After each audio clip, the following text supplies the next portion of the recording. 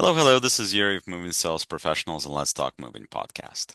So today, what I want to talk about, and I'm not going to have a guest on this one, but what I want to talk about is possibilities and opportunities. So I didn't start my first business till, I was well in my 30s. I'm 43 today. I run into two guys the other day that were washing cars, basically to do detailing and things like that. So that's what I hired them to detail two cars. And the kid that was running it, basically 18 years old, and he already had an ad going on Facebook, but he still needs to do a bunch of other things. Like he needs to get an LLC, he needs to set things up. And I was basically telling him how, look, you gotta focus on certain things to make sure that you're able to succeed doing this if you want to run a business and do it correctly. Because right now, you're spending all this money on Facebook already and yeah, I gave you $400 worth of my business, but at the end of the day, you need to have that come in consistently so that you not only pay off the marketing dollars that you're spending, but you are also actually making money and not just working to work. Those are the things that you got to focus on when you're trying to build a business, whether it's moving or cleaning or detailing or whatever. You got to build a structure. And one of the things that I noticed basically, there was an ad online. It looked attractive. I put something in. The ad, I did it probably at like 10 o'clock at night. And the goal, or basically, they scheduled me for the next morning at 7 a.m., right? But I didn't get a confirmation or anything, so I assumed it wasn't happening. Luckily for the kid, I was going into work early, so I was already leaving my house around 7, and at about 7:05 I got a call from an unknown number, which turned out to be the kid telling me about this and how he was going to be there in another 10 minutes. So at 7:05 he was already running late on something that there was no confirmation on. I was going to work anyway, so I decided to give him benefit of the doubt. When he finally got there, he was sleepy, did not have the cleanest shirt on, was very quiet, but which is not a bad thing.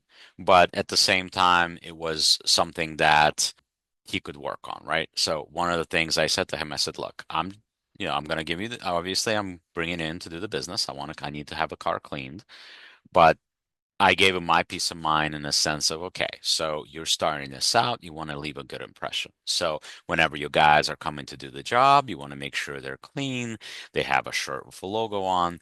These days, I understand that pot and a lot of other things are legal today that they weren't when I was younger, right? Um, but at the end of the day, majority of people don't want to smell that when somebody comes into their home to do a job. So you can do whatever you want in the privacy of your own home, but if you're coming out to do a job and you're presenting somebody, you want to make sure that that does not happen. You don't want to smell of alcohol. You don't want to smell of anything that's going to put you in a bad way, right? So you want to make sure you focus on things like that, and you want to make sure that you're providing good, leaving a good impression about yourself. And then the same thing the next day when he came to the second car. Granted, this time he called me and he told me that he was running late and this was in advance, so I knew he was running behind. Um, but then the two guys came. They looked better dressed, a little bit better in terms of appearance, but still things to work on. So whether you're 18 and it's your first foray into building a business, or whether you're 40 or 50 or however long old you may be, appearances do matter. And you want to make sure that you're attracting people to whatever you're doing because you want them to come back and you want them to refer your friends.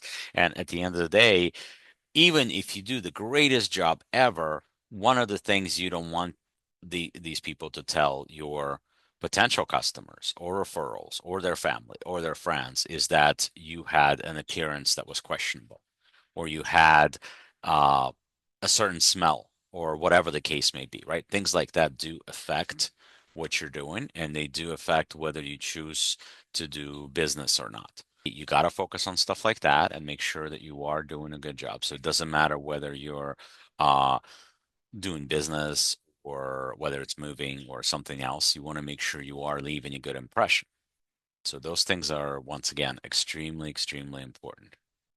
So you want to make sure you have that focus. It's important to do things the right way. right? But at the same time, I didn't have a mind to start my own business at 18, so I applaud the kid for 18 to test in the waters. I don't know if somebody told him about that.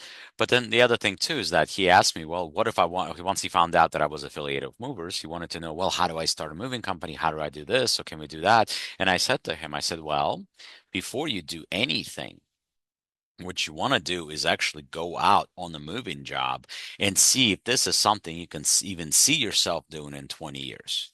Because if you go out and you're dead and you're not feeling like you did something that excites you, if this is not something you can see yourself doing down the road, and at the end of the day, if it's not something that you see graduating from just being a guy that's carrying heavy things to actually opening up your business or creating something different. If you're not getting there, that's a problem. So that's something that you want to look at, right? And then the other part, of course, which is a problem for a lot of people that are starting their own business, is that they don't do the research to find out what the expenses are. And of course, when you're getting off a truck, let's say you're not this guy. Let's say you're somebody that's been working for a moving company for 5, 10, 15 years, right? Let's say you've been doing that for a long time. You know how to do the physical work. You do a great job. People remark all the time that you're careful, that you have great demeanor, you have great communication skills, you do all those type of things, right? You yourself, you know how to do the physical work. What you don't know, and I wouldn't say, of course, that that applies to everybody, but what majority of people don't know if all they do is work on the truck is that they don't know the amount of money that's being spent on advertising. They don't know the amount of money it costs to rent the truck versus to rent versus buy, right? They don't know what it costs for them to handle insurances. And of course, the insurances for moving industry are extremely expensive these days, not to mention workers' comp and everything else that comes along with it, not to mention having a certificate of insurance, not to mention that if you do not have you have an MC, but or you have a DOT, but you don't have an MC, you can't cross state lines. So now you cross a state line for a job even once and DOT busts you, you're going to be paying a hefty fine. So all those things, if you're somebody that's on the truck right now, if you're a foreman and you know how to do the job well and you've been doing a great job out of it, right? Um, and now you want to open your own business, please, please, please do your research and see if this is something that you can pull financially because that is important. At the end of the day, advertising, for example, getting us leads, getting us opportunities to book jobs for you, they cost money. And if sales is not your forte, you're going to have to hire a company like ours to book the jobs for you, to fill the calendar for you, to give the opportunity to make money, right? So in order for advertising to work for you with us or without us, without moving sales professionals, without our salespeople, right? You're going to have to spend money on advertising because otherwise you're not going to get work. One of the other things that we constantly run into here with moving sales professionals, I have companies that come to me all the time that are used to doing work with brokers. Well, there's a big difference between taking jobs from brokers and trying to do it yourself. What's the big difference, you ask? Well, companies like SafeShip, for example, which is one of the big brokers out there, they spend over 100K a week on advertising. Majority of independent movers or even big movers like Allied or Mayflower, they don't have that kind of money. They have their name right now, so they don't have to spend that kind of money. When people know what Allied is, they know what Coleman is, they know what Mayflower is, they know the big name moving companies. Everybody does, right?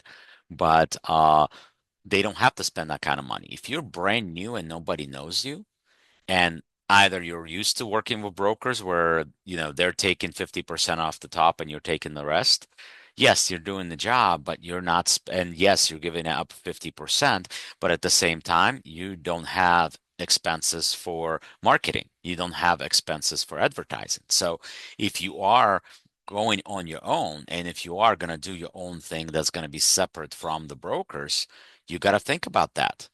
Keep in mind too that if that's what you're going to do and long distance moving is your thing, right? One of the bigger things is the fact that long distance moves do not book immediately most of the time, right?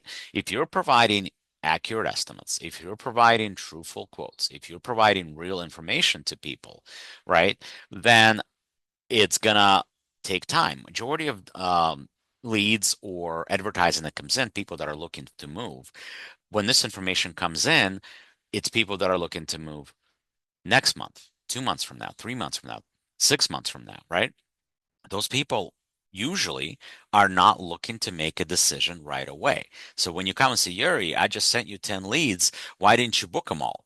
It doesn't work like that because out of those 10 leads, one might be looking to move tomorrow. And that those are usually problematic because those people are either A, procrastinators that are waiting till the very last minute, B, people that think that they're going to get a great deal because it's last minute, which does not happen in the moving industry, or C, it's somebody that already had somebody show up to their job and either bail on them or not show up at all, right? So now they're between a rock and a hard place, and there might be a lot of issues there because people that showed up, for example, they were expecting to see 50 boxes and instead they saw 150 boxes, right? And the people did not want to pay for 150 boxes being moved versus 50 boxes being moved. So those type of things play into the agenda. They play into what you're trying to do with a specific job. So just because you're spending money on advertising today and just because you're getting certain leads doesn't mean that they're going to book right away. So let's say hypothetically that you're a company that's moving away from brokers. Let's say that you've done a good job in building up your marketing while working with brokers. Let's say you do have plenty of reviews out there, which frankly, majority of companies that move on from brokers, they do not. They maybe have one or two reviews online and that's it. And for long distance moves, unless that customer can find good verifiable information about your company, they're not going to book with you. Two reviews are not going to do it. Three reviews are not going to do it. Hundreds of reviews will do it. Very minimal, it's not going to get you there. It's not going to get you where you want to be. So you want to make sure that you build that up. If you're working for a broker today and you're considering eventually going on your own, which I'm sure all of you guys are, if you're working for a broker, you want to do your own thing sooner or later. And if you're not, well, I'm curious what you're thinking in general. Let's say that that's what you're doing. Get as many reviews for yourself and for your company while you're working with a broker. As much as possible that tells your future clients that you are the man, you are someone they should be choosing, right? And and once you get past the point where you got 100 plus reviews, then you can start to venture out a little bit, right? But until you get to that point, if you don't do it, you're going to be wasting money on advertising. You're going to be throwing it away. You need to have something that's going to tell your potential customers that they should be choosing you and not the broker that you're getting a job from, right? Because that's who you're going to be competing with all the time. You're going to be competing with brokers. And as far as advertising dollars go, you're not going to be able to compete with them no matter what you do. Most movers, like I said, do not have $100,000+ to spend every single week on advertising. They do not, no matter who you are. That's Most people don't have that kind of money, period. And keep in mind, brokers, they don't have the expenses that you do. They don't have to worry about workers' comp.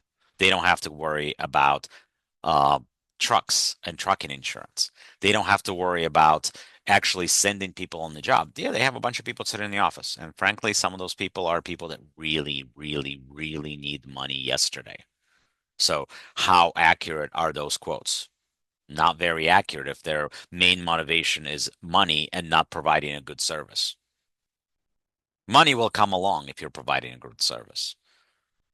But if money is number one, you're not going to provide a good service. You want to book, book, book, book, book, get paid, get paid, get paid, right? But at the end of the day, what those jobs are actually going to end up being, that's a big question mark. That's where a lot of issues come because you're not providing good service. And if you're a mover, you should be focused on providing good service, number one. And only then, if you're doing what you're supposed to, money will come. But you got to do what you're supposed to first, right? That's an extremely important thing for you to do. You got to build up that whole thing. So with long distance moving, jobs that book with you right away usually compose of a couple of factors. Factor number one, they're looking to move within the next 2 weeks. Factor number two, the money that you quoted them is within the realm of what they're looking to spend. Number three, they need to make a decision today, tomorrow. It needs to be quick, right? And number four, Well, actually, there's five. So four would be they're happy with the company that you're representing. They're happy with the reviews. They're happy with what they're reading. They're happy with what's out there about the company, which, once again, if you just got off the truck yesterday and you didn't worry about reviews while you were working for a broker, you're not going to have that. So that's going to be a big problem for you if you don't have that, right? So, and then the fifth thing that I was going to talk about, they like you, the salesman. They like the salesman. They like what you're pitching. You are selling them on yourself and on your company. So if you're not doing all of those five things, you're probably not going to book a one call close for a long distance job. It won't happen. It's going to take you time to close them. Local jobs, the rationale is simple. If they like the price, they're going to follow the truck. If something goes wrong, they call the cops. Long distance, they're putting their entire life in your truck, the truck that they may not see for 2, 3 weeks, sometimes longer if they need a year's storage, for example, right? They need to be able to trust the company that they're putting that they're trusting their whole life to. And if you're not doing that, if the company you're presenting are not doing it, they're not going to give you their business, period. So put yourself in their shoes, see what you do, and try to work on those things. That's extremely important. It's extremely important to make sure that you present a good picture, that you present a good product. In this case, product being the service rather than a pen or something else that you're selling. You're not selling a product in this case, you're selling service. So the whole picture needs to be attractive. It needs to make your consumer trust you. So please subscribe, please support Moving Sales Professionals and Let's Talk Moving podcast. If you're a moving company that needs help in sales, please reach out to us. We would love to help you. We'd like to see what we can do for your business. And like I always say, the world moves on its own, so let the professionals move yours for yours. Thank you for joining us, and we'll talk again soon.